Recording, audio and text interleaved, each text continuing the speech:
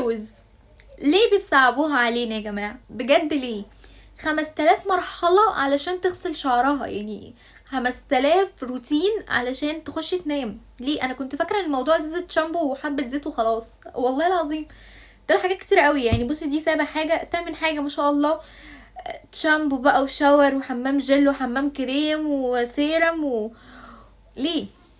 ليه يا جماعة؟ والله العظيم في احلى من الطبيعة، مفيش احلى من الشعر الطبيعي. يلا بينا نشوف الفيديو ده، بس قبل حاجه متنسوش تعملوا اشتراك في القناه وتفعلوا الجرس وتعملوا لايك للفيديو ده، وتقولوا لي بتتابعوني منين، انا بعرف انتوا منين، وكمان هتلاقوا الفيديو ده كامل على القناه. دلوقتي بقى دخلت في مرحله ايه؟